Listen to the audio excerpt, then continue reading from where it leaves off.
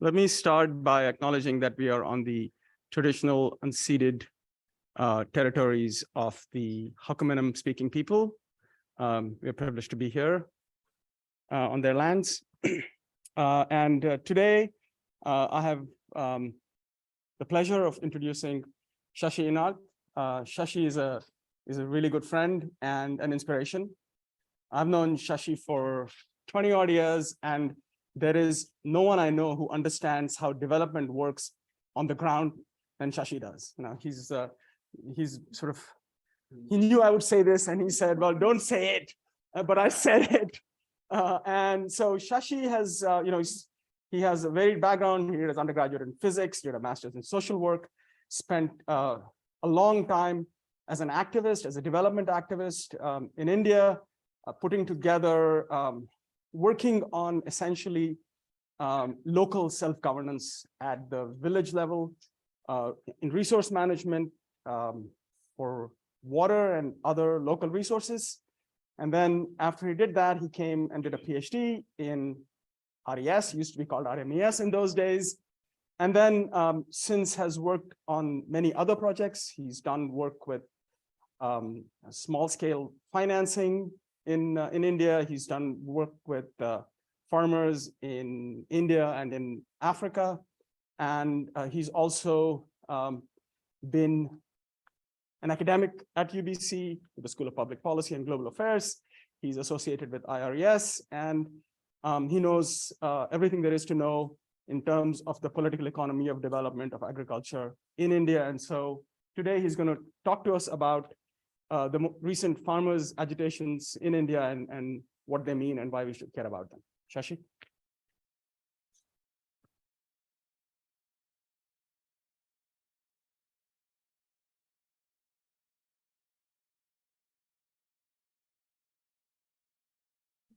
Thank you, Milind, for that generous and sometimes troubling introduction.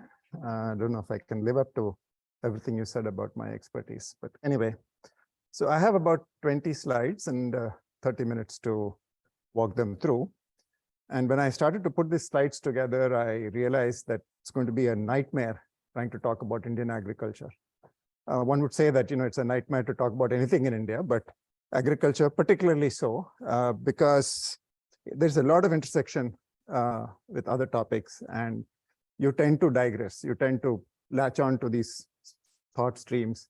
And I knew that I'm a rambler, and so to kind of discipline me, I have my cheat sheet here. So I'll stick to that so that I can finish it in 30 minutes and take questions. So the topic of today's discussion is farmer agitation in India. What happened, why, and where do we go from here? And yes, that's who cares is not a rhetorical question. I really want to know who is bothered about agricultural crisis in India. So I'll be happy if I can get my wish list through today, which is to give you a snapshot of a contemporary Indian agriculture, highlight some of the serious and persistent challenges, and perhaps answer why a systemic solution is so evasive or elusive. And I will use the recent farmers' agitation only as a prop. While that agitation has been described as unprecedented and a watershed moment in Indian agriculture, I have a slightly different opinion. I believe that it was an overhyped event and far less consequential than it is made out to be. So what is this agitation about? So in June 2020, Government of India introduced 3 legislations that were considered by majority of farmer organizations as being detrimental to their interests. Not only was the content of the laws bad. Is there a problem? Okay. Just take it just on you so then you can actually see your slides, right? So go that small, hit the small bit, yeah. Which one? Which one? Which one? Just come and help me. So it'll be much more efficient.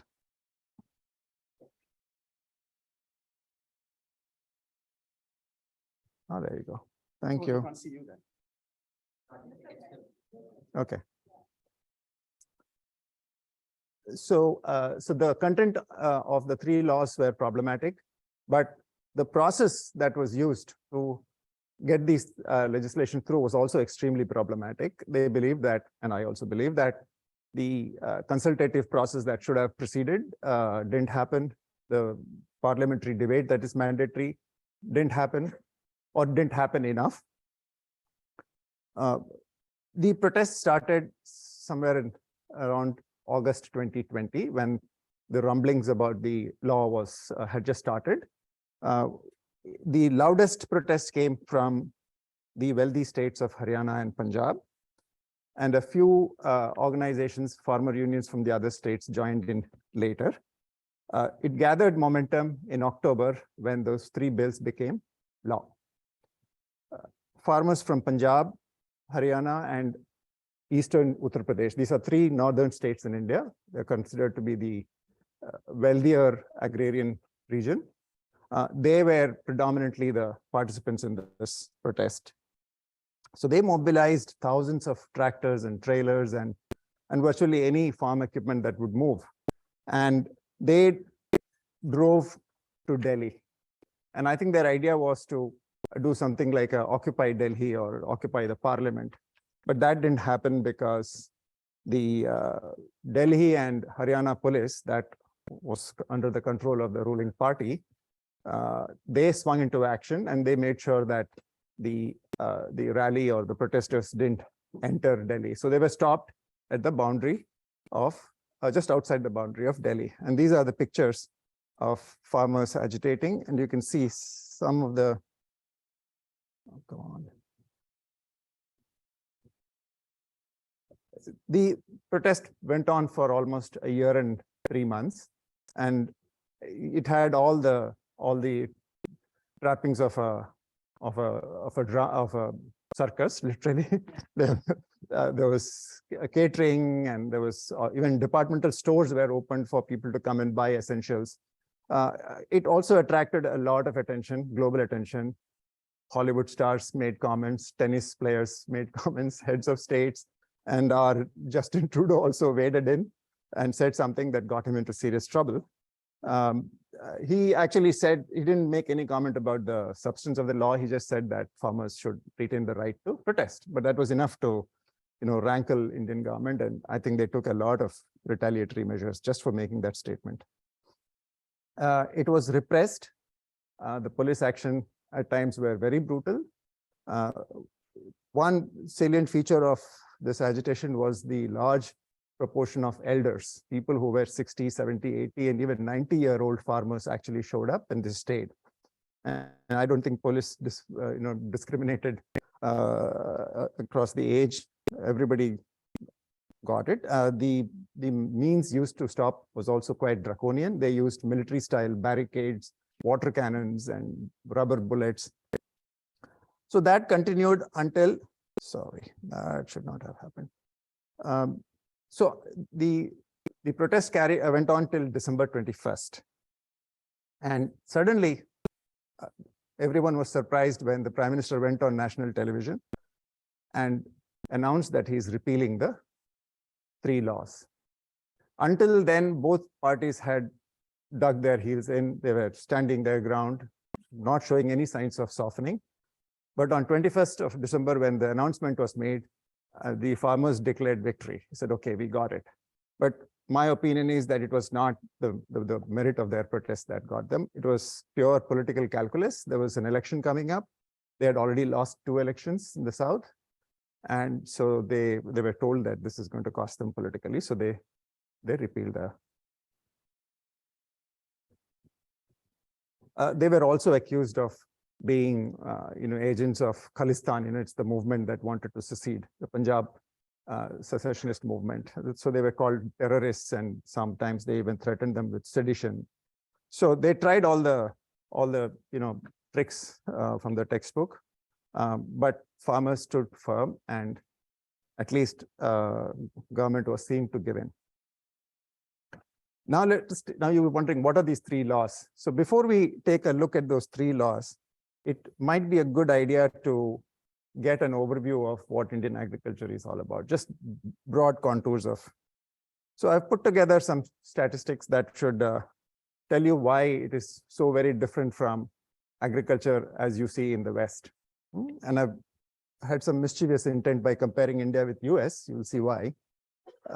So agriculture continues to be the largest source of livelihood for the Indian workforce. Depending on who you ask, anything from 52 to 55% of Indian workforce relies on agriculture for their primary source of livelihood. The corresponding figure for the US is 1.3%, and I think Canada also matches the same.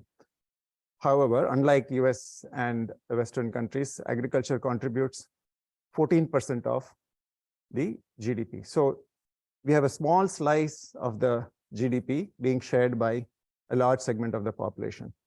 So we have a bad situation right here. But it gets worse when you break down the numbers within the 55% of the population that depends on agriculture. Look at the figures here. 86% of the farmers own less than 2 hectares. You'll notice on this side here, out of the 164 million hectares, only 64 million hectares has water, has irrigation facility. So about 69% of the land, no, 61% of the land and 69% of the farmers are considered dry land farmers in the sense they don't have access to water. And it is important from the resource management point of view also because water, 80% of India's fresh water is consumed by agriculture sector.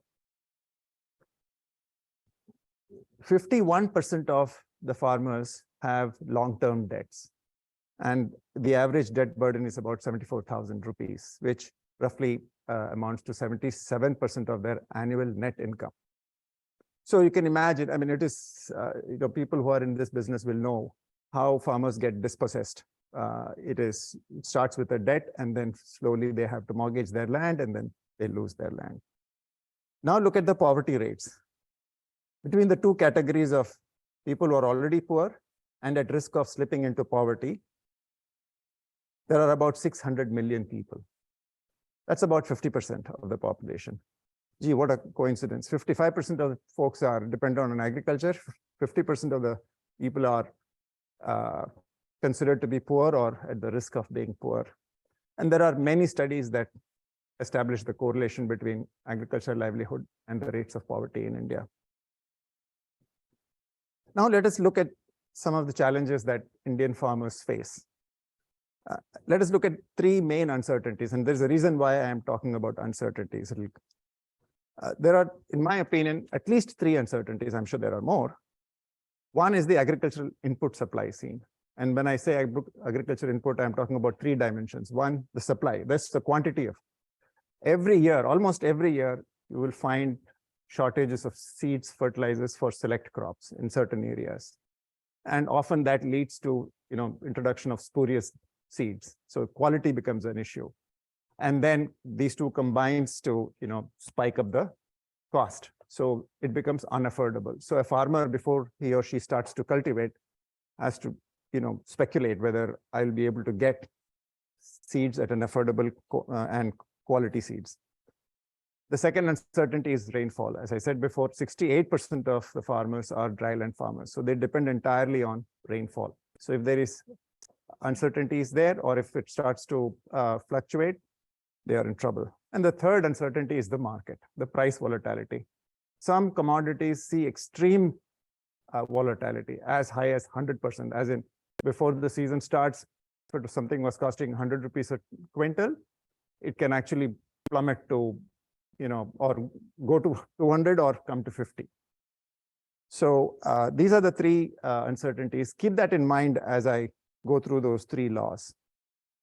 These are the 3 laws. Again, forget the legal language. It's all gobbledygook as far as I'm concerned. I will explain that in simple English here. So the first one is called Farmer Produced Trade, Commerce, Promotion, Facilitation Act. Okay, I call it Go Free Market. And out with the price guarantee. So let me explain what I mean by that. a farmer was required to sell their produce only through regulated markets. And that is, of course, since the laws have been repealed, that continues to be the law. So if I'm a farmer in a particular district, I have to sell my produce by law only through the regulated market called APMC, Agriculture Produce Marketing Committee. That was the law. That has been removed. So now farmer can sell to anyone, anywhere. That's the law. That was the law, okay? They could sell beyond the district boundaries and anyone willing to buy. The other law that was changed was that for some essential produce or commodities, there was a minimum support price. It's like a price guarantee, and it is often announced just before the sowing season so that farmer can take a decision on whether to take crop A or crop B. The new law does away with it. No minimum support price, no mandatory minimum support price. They said we will still offer those who want to sell it through the regulated market, we will offer. However, it's not mandatory. Anyone can come and buy based on the demand supply dynamics. So I call this law as, free market promotion and abolishing minimum support price. The second one is, again, the technical title is Farmer Empowerment Protection Agreement on Price Assurance and Farm Services. In simple terms, this regulates how contract farming can take place. So it provided a legal framework for any buyer, and a buyer could be an individual, a corporate body, even a farmer's company. They can enter into an individual farmer or group of farmers, and it spells out the terms of the price, spells out the purchase price, terms of payment, and some of the criteria that will be used to assess the quality of the produce. It exempts farmers from any existing regulation regarding sale and purchase. As I said before, earlier, you had to sell it through a particular channel and at a particular price. Nothing, they are not bound by that anymore. There is no limit to the volume. An individual or a corporation can contract thousands of farmers at a time, or an individual can contract with another individual. Now, there are some safeguards built into it. For example, a buyer or the contractor, or contractee, what is it? Oh, anyway, whoever is entering into a contract with a farmer cannot kind of manipulate it in such a way that they can then eventually take ownership of the land. And that is important because that is usually the route to take possession of poor people's land. You give them loan, or you promise to buy them a particular quality, and then they'll say you breached the contract, so give me your land. So this law has safeguards to prevent that. It also provides for a separate dispute settlement process. They said that you can't go to the judiciary system. There is a separate conciliation board established for precisely this purpose. Now, that's what the law provided. One would believe that contract farming is going to just begin because of this. No, contract farming has been happening for 20 years at least. But it was operating in a policy vacuum, and it was very exploitative. I have personally gone through hell trying to organize potato farmers in Jharkhand and trying to sell them to Pepsi, and we got beaten up badly. And I'll tell you later why I consider this to be a dangerous act. Okay, the one other thing that this law allowed was to break the monopoly of government procurement agencies. Until then, and even now, because it is repealed, only government agencies are allowed to buy and bulk up. Now anybody can do that. So the monopoly of government agencies was over, and these are the private players who are waiting in the wings to enter that space. The third one is called Essential Commodities Amendment Act. And the fact that it is an amendment means it replaces an existing act that was brought in 1955. And it was brought specifically to prevent private parties from hoarding, accumulating, stockpiling. And usually you can stockpile that. If you have holding capacity, you can stockpile and then wait for the prices to go up and basically exploit the market. So to prevent that, Essential Commodities Act was brought in 55. That has been amended, and now there is no restriction. Anybody can go buy and stockpile as much as they want. And there's been some grapevine news I've got that even before the laws were introduced, 4 or 5 of the large corporations had invested heavily in creating these storage facilities. I mean, huge. I mean, if you drive out from Delhi towards Agra, you will find these. Adani has these huge storage facilities like silos. That came up even before the laws were announced. So there's of course this conversation on the side saying that it was all a conspiracy. Now there is an exception for this freedom to stockpile. If the situation warrants, it can be brought back. Those restrictions can be brought back. What are those exceptional conditions? War and famine. And if there is exceptional price rise of a particular commodity, then they'll bring that under restricted stockpiling. So, for example, if it's a perishable good, then the price has to increase 100% for this law to kick in back. If it is a non-perishable, then the price has to increase 50%. Again, these numbers have a significance because then you can legally rig the market to the extent that price is within the 50% margin. So I call this Unlimited Stockpiling Act and ending the government monopoly, again, because all those big players will come and start stockpiling. Now, I just mentioned what the act provides. Now, let us see what is the situation on the ground and how does these key features of this act match with what is the situation on the ground. Let's take the first one. As I said, the monopoly of regulated markets was removed, so you can sell anywhere you want.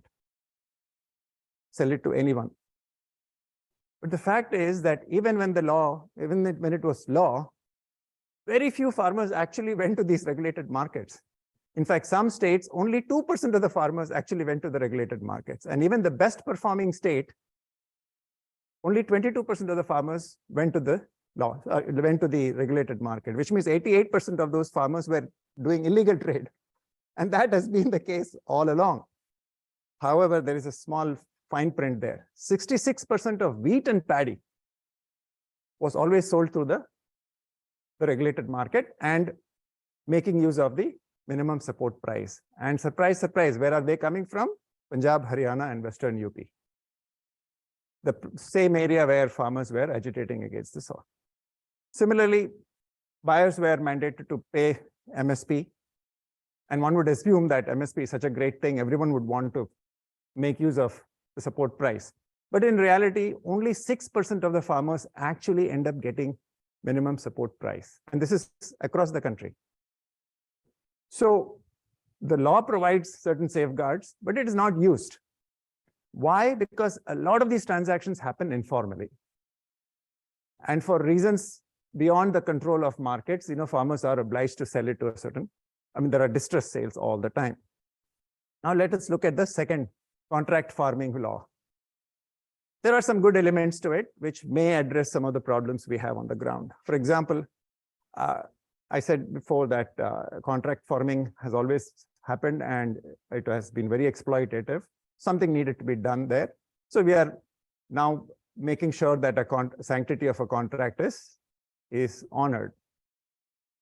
Again, we want private parties to come and invest in the agri-value chain. But nobody will invest if there are restrictions on the amount of food grains you can procure. There are also safeguards for preventing takeover of land. Good provisions.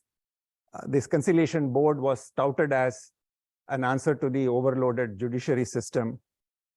But what is the actual situation on the ground? About 80% of transactions or dealings in the rural areas are informal. And the moment it gets on paper, the locus of control shifts from the farmer to the buyer. Why? Because if you want going to enforce a written contract, you have to lawyer up. And once you are lawyering up and going to the court, you're out. So it was seen as pitting unorganized farmers against very powerful corporations. Now, this whole idea of taking away the judiciary process from the traditional judiciary system to a special body, it was again argued that judiciary system is overloaded. But if anybody has seen a district magistrate in India, they will know that that man is even worse. I have had to go to district magistrate at least 100 times for small disputes. None of them get resolved in a year's time. And sometimes it operates like a kangaroo court. Literally, says, you make your point and you make your point, and this guy is busy doing something else. And then he will give a verdict and it's binding. So besides being arbitrary, I mean, a district magistrate is a quasi-judicial position, and the fellow has to deal with law enforcement, revenue matters. So this one will get relegated. And that is exactly what powerful people want, to drag this thing on. So a poor farmer would not even step into the district magistrate's court. So while the intentions are good, the reality on the ground says that this act may not really yield much. The third one, the ability to hoard. Now, there are bad things about it. Yes, it can be used to rig the markets, but we also know that Indian agri value chain it requires huge investment, particularly cold chains. And government has only so much money to invest, and we need to invite private parties. But what are we trading off when we invite private parties? That's a question to be answered. Second thing is, we know that the current warehouse facilities run by Food Corporation of India is corrupt, inefficient, and the wastage is as high as 30%. So $13 million worth of food is wasted every year. And these corporations that do the procurement, they're run very badly. And right now, the accumulated loss of Food Corporation of India is $24 billion. This is in actual $1 billion. If you use purchasing power parity, it will be something like $100 billion. And you're also giving, once you invite private parties, you're giving them free rein to stockpile as much as you want for as long as you want. And if you have deep pockets, you can hold on to that commodity for as long as you want. So let us now revisit those farmer agitations and the reason for the farmers' agitation. And I ask three questions, and I'll give you my answer, and I would be curious to know what you think about it. Was it driven by the large farmers of Punjab, Haryana? I think yes. It was predominantly led by them, financed by them, sustained by them. The price assurance in regulated markets, it works for Punjab and Haryana and a few other states. Why doesn't it work for the other states? My answer is that Punjab, Haryana farmers are organized. Many of them bankroll MLAs and MPs elections, and so they can get their way. Government agencies and regulators are inefficient. We know that. Inefficient players in the agri-value chain. Will unregulated private players make it worse for small farmers? My feeling is yes, it will, in a very serious way.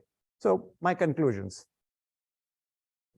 Agriculture policies are broken. We see that. Not just these procurement policies. The energy policy is a huge, black hole. It has impact on the resource, situation in India. There are many studies that will demonstrate that the energy policy has actually aggravated groundwater exploitation. So broken policies predominantly benefit large farmers. And so there is really no incentive to fix those policies. There is no fix to deal with informal markets that fall outside the ambit of laws and policies. As I mentioned, 80% of transactions in the rural areas are informal. There are no laws to deal with that. I don't think there can be a law for informal. You have to formalize it. Policies are profoundly shaped by large farmers. They constitute only 13% of the total farmers, but they lobby hard. They are able to secure their interest even as inefficient policies are reformed. As I said, poor policies benefit them disproportionately. And so even when somebody makes noise about reforming them, these guys have to be dealt with.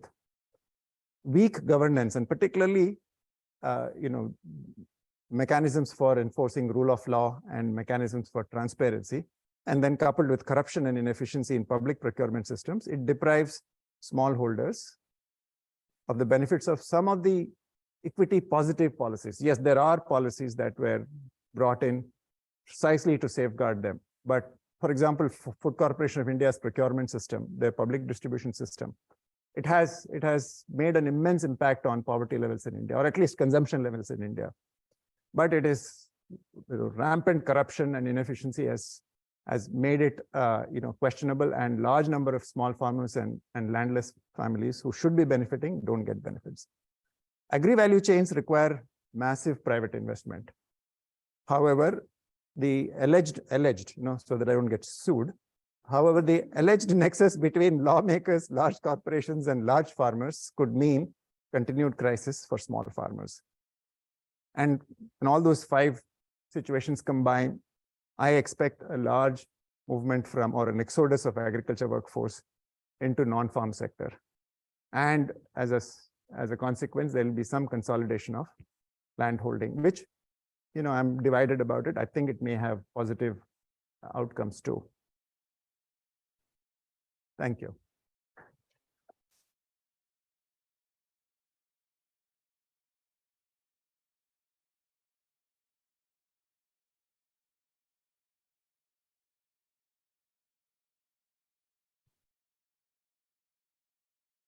Questions? IRES can we start with the student first?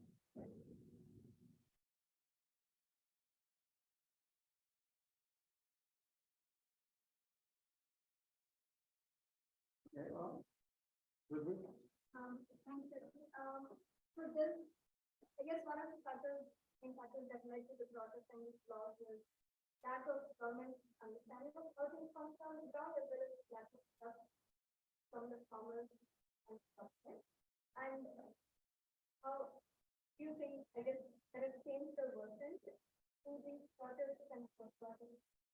And then moving forward, how can there be meaningful agriculture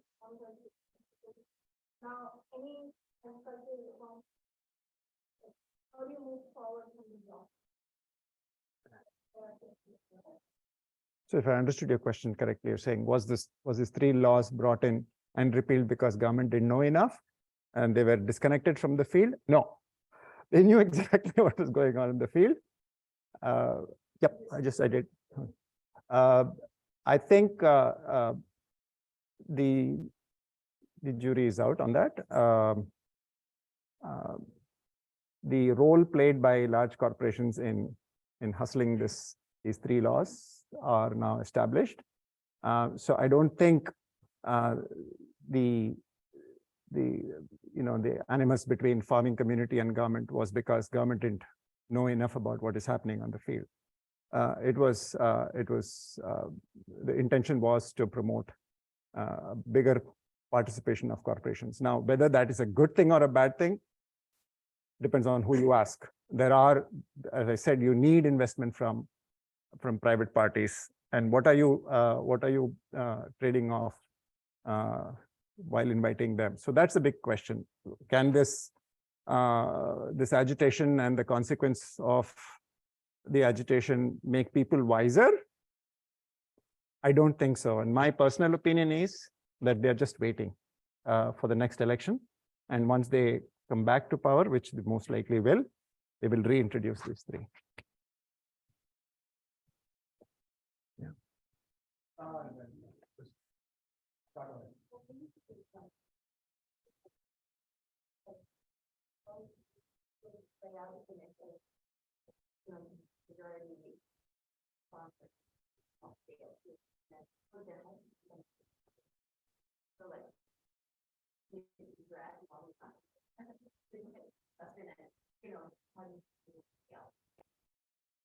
Okay, so your question is whether this agitation will have political ramifications, and can this then become a healthy way of making sure that interest groups can bring down governments? I don't think so. There are other issues which are even more pressing, more catastrophic in its consequences. For example, price rise in India. I mean, it has really decimated the lives of lower income group. And one would have expected that to become an election issue, but they came back with thumping majority. So the elections currently in India are fought on very parochial religious grounds. And so I don't think this agitation will move the needle in the right direction as far as electoral politics is concerned. However, there will be regional influences. For example, Punjab, Haryana, yes, I think any government who will, any upcoming elections will keep this interest group in mind. So in that way, yes, you have demonstrated that, unless small farmers also organize, unless they can then flex their strength of numbers, which is clearly in their favor. 86% of the small farmers are small farmers, 68% are rain-fed farmers, and they get a raw deal in almost all the laws. So ideally, logically, they should be courted by all the political parties, but it hasn't happened. Why? I don't know. I mean, sometimes Milind and I go on for long walks and argue about the possible reasons, and we are baffled by the seemingly no answers available. I mean, at least not me.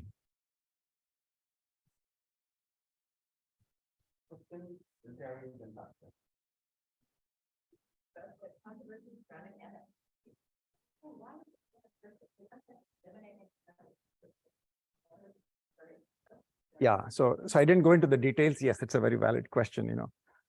Now MSP is offered only by government procurement agencies, and so they play games there. For example, when the harvest is done, there's a glut in the market.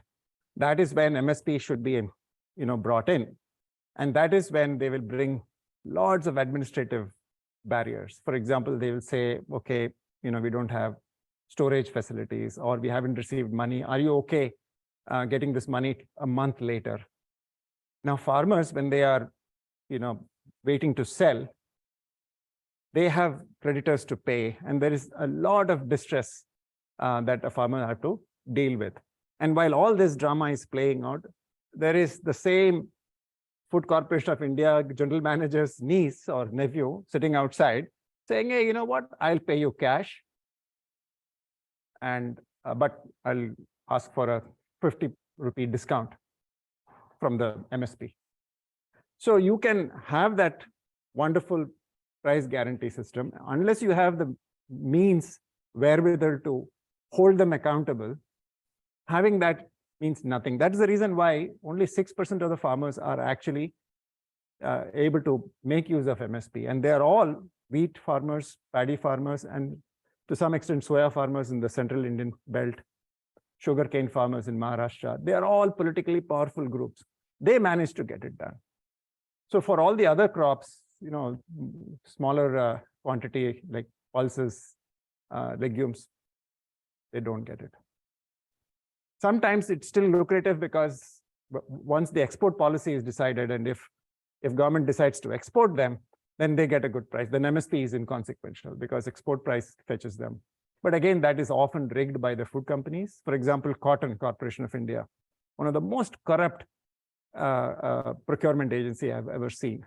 So when cotton is ready, the fellow will open his shed, and then people will come to sell it, and he will find out 100 problems. They say your fiber length is not good, there is soil here, you haven't done enough packing, any reason to not procure.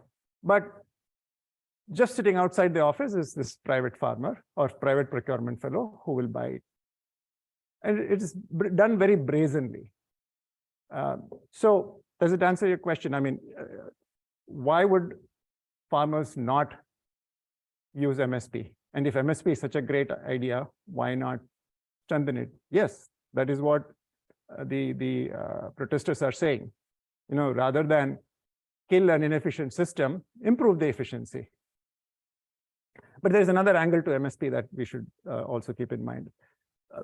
Offering MSP and procuring through government procurement agencies, it also serves another social agenda, which is the grains that are accumulated through MSP procurement is actually used for public distribution system through what is called ration shops. So they procure for, let's say, 25 rupees a kg for wheat, it is actually given at 12 rupees through public distribution system. Who absorbs that loss? So Food Corporation of India is now reeling under $24 billion loss. Who is going to pay that? So they don't invest in upgrades. So it's a vicious cycle. And so again, it depends on who you ask. Do I want to sustain an inefficient procurement agency and do a welfare scheme at a huge taxpayer's cost? Are we getting the bang for the buck? Those questions are valid questions. So there is no clear answer. I think MSP is necessary to reduce one of those uncertainties. Declaration of MSP has had profound impact in the way people choose to grow a particular crop. So there are ample evidence to suggest that MSP can be used to plan your crop. Thanks, Becky. I was never able to make sense of the protest that is going on there. So, on the huge proportion that are selling outside of the state procurement, have there been any experimentation for other kinds of brokers? And is that just the local crop or the export crop? I did that and failed miserably. So we have this thing called farmer producer companies. So instead of individual farmers going to sell to individual buyers, we want to aggregate it through a farmer producer company. So they reduce the marketing costs. And then once you have volume, then you're able to negotiate better prices. So farmer producer companies have made some impact on it. But a farmer producer company is just like any other self-governing institution in the country. It has to be operated through transparent, efficient, self-governing, democratic manner. That is something that Indian institutions, Indian collectives or cooperatives have failed to achieve. So I have been personally involved in promoting about 55 farmer producer companies. That was 10 years ago. Only 5 or 6 of them survived. All the others collapsed, not because the business model was bad, because the governing system was poor. Someone would start stealing from within the company. Yeah.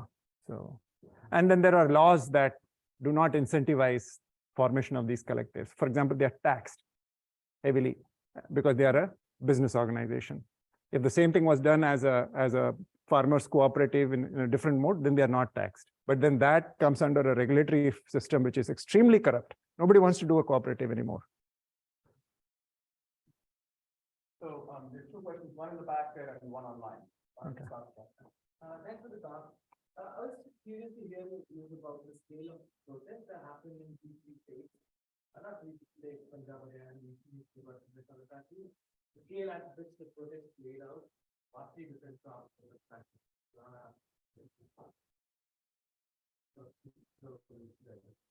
was it that the rest of the country was agreement large, or was it that these states are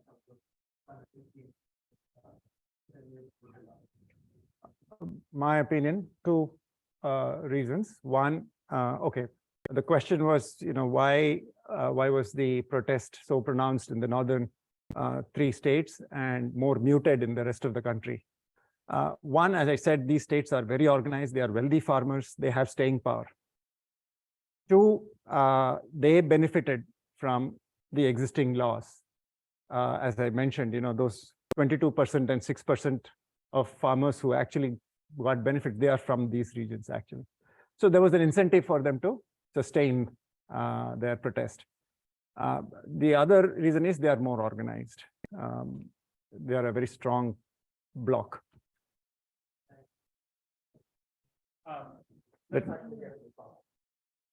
So I have a question from the chat from Leah Anderson.